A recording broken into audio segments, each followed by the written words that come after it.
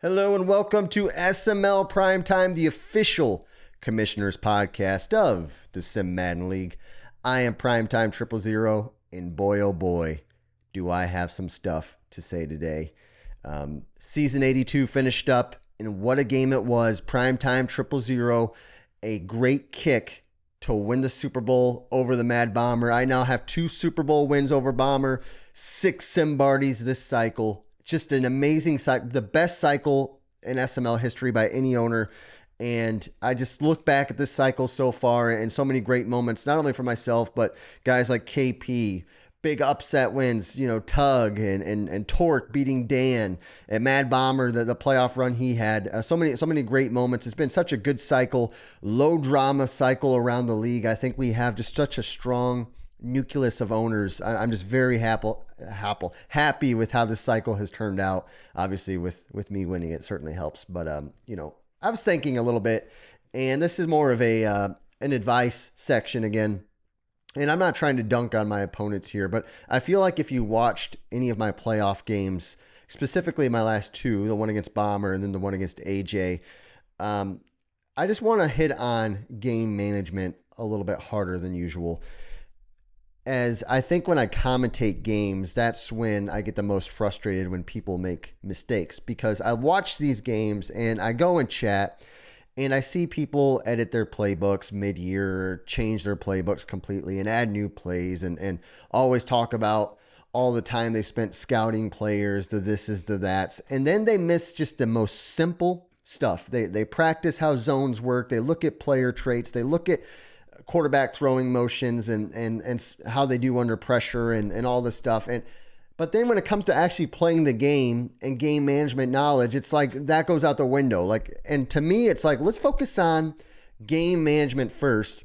If you throw it to the open guy and if you work the clock the right way, you're going to win the game. I don't care about, it's nice to have a quarterback who gets the ball out fast, yada, yada, yada. But that's a small part. That's a small part. The meat and potatoes is managing the clock. And a perfect example, and I'm not down on Bomber because he's a great player. And I had a 3rd and 10 in the Super Bowl.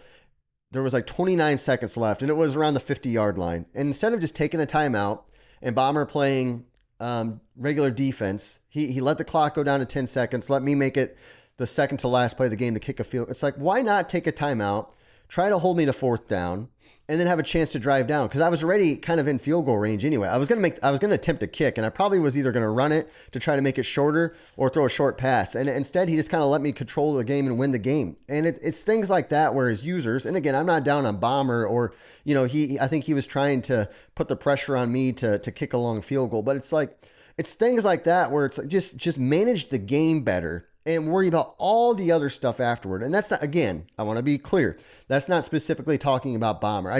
That's an example where the game management won. And I think sometimes people who watch these games and lose games or don't make the playoffs are so focused on the other things instead of, hey, game management. That's what matters. Speaking of game management and shriveling in the moment, I've got to talk about our big moment failure guy. I call him Shriveling Steel. Yes, Steel Curtain cannot win the big game. I now have watched him. He played me in the playoffs. It was overtime 2 seasons ago. He was down by 6. He had all the momentum. All he needed was a touchdown, and he had scored like 30 points, and then he throws a pick when he had guys wide open. He choked under the pressure. Under the big lights, Steel Curtain shriveled. And now, the next season, he's playing AJ, a man he is significantly favored against. He goes down 2 scores, but he's got a chance. He's inside the 3-yard line. It's a goal to go situation, 3rd down. And instead of throwing the ball away, he tries a Johnny Manziel loop-de-loop, throws triple coverage, picked in that end of the game, essentially. I call him Shriveling Steel because he does not have the clutch gene. Steel, I just don't think has it. I've watched the guys like LeBron James try to develop it as their career went on, but Steel, I don't think he'll ever get it. I'm convinced right now that Steel will not win the big one this cycle, and I fear ever. And I say that because, and I want this to go on record, Steele throws more near interceptions than any SML member in the league right now. And he gets bailed out due to long time in the pocket this year. And he gets hit late, which puts the ball into the dirt. I want you guys to watch this closely. I fear Steele next cycle is going to take a hard dip. Watch out, because shriveling Steele is in big trouble. Another person that's in big trouble, and I hate to say it on this show. I hate to take the shots, but somebody's got to tell the truth in this league. Now that the truth is gone, somebody's just got to shoot people straight. Dan the era of Dan being an elite player in the SML is gone. He's going to win regular season games. He might get the number 1 seed. He's going to put in the hours of practice. If you guys remember the last cycle, Prime choked in a playoff game. I missed a field goal and I screwed up right before that and Dan won. Then Soda choked in the Super Bowl. Otherwise, Dan would go back-to-back cycles without a Simbardi. This cycle, he's come close a couple times, but he's nose dove hard. And I fear now, next Madden, where Dan's not going to have the element of being Dan anymore. Everybody's going to see the chink in his armor, so to speak, and he's not going to have that same aura. Again, it's like Mike Tyson getting punched in the mouth by by Buster Douglas, and he was really never the same. I think Torque is Buster Douglas, and I think Torque has sparked the beginning of the end of Dan's career. It won't be a cliff, so to speak. I think everybody was expecting a cliff like Peyton Manning-like dive. It's not going to be that. It's going to be a LeBron James type of ending for Dan as a competitive player in the SML, where he's still a good name. He's still putting up good stats. He's making the playoffs. He'll have a highlight reel here or there, maybe win a couple of playoff series, but he ain't a legitimate threat to win anymore. He's a brand. He's a name, but he's not a legit contender. And I hope he proves me wrong, because the SML is better when Dan's competitive, because I love to trade barbs right now. But right now, I mean, it's just like I'm hitting the dead dog with a stick trying to poke it alive, and it's just not moving. But this is the last chance for many SML players. And obviously this is the last season. I look around the league and I see guys, again, Dan's one of them. He has a chance to prove me wrong. His last chance to win a Simbardi this cycle. It would be the first time, I think, in Dan's SML career where he hasn't won one in a cycle. It's the last opportunity for a guy like QP to make his mark in the SML after being so close a couple times. He got walloped in that AFC Championship game. He truly did. Big moment for him. For a guy like AJ, who's lost to me 11 times, Soda, Stavo, all these members who compete. And I'll say this, somebody like a Tug the Rope, who's competitive now, who's showing he got some momentum going. Watch out for Tug in this last chance, last dance type of season. Anything goes in these kinds of seasons. So that'll be kind of fun to watch, kind of on how that all shakes out. Another person I want to talk about is 8-1. 8-1, I want to say this. He got a lot of heat for coming to my streams and then playing the exhibition game. And then he joined, he got in, he got some heat for the call up. I'll say this. I don't agree with these two things from 8-1. I don't think he should have talked as much trash about SML members beforehand, because it makes him kind of look bad and cocky. And 2, I think he needs to run more under center stuff.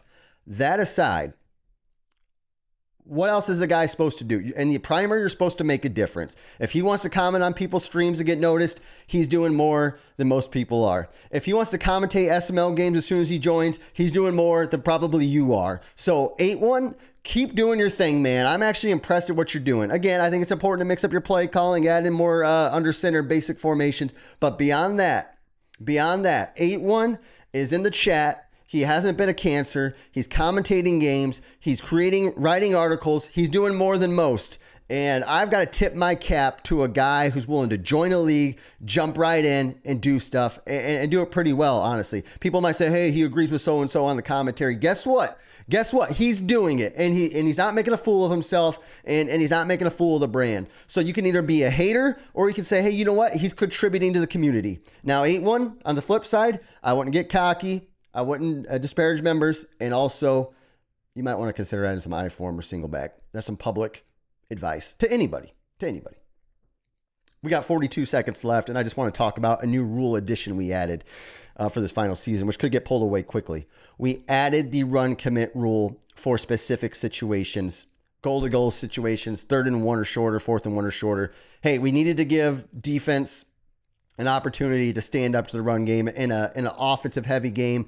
I think it makes total sense. There's a chance we get 2 weeks down the road here before the playoffs and we learn that it works great against the run and the pass, and it doesn't, and there's no con to it. If so, we'll say, hey, we tried, it didn't work. But sometimes you have to evolve with the game. In the SML, the only way you live is to evolve. And that's all I wanted to say. Thanks for watching, guys. Good luck this season.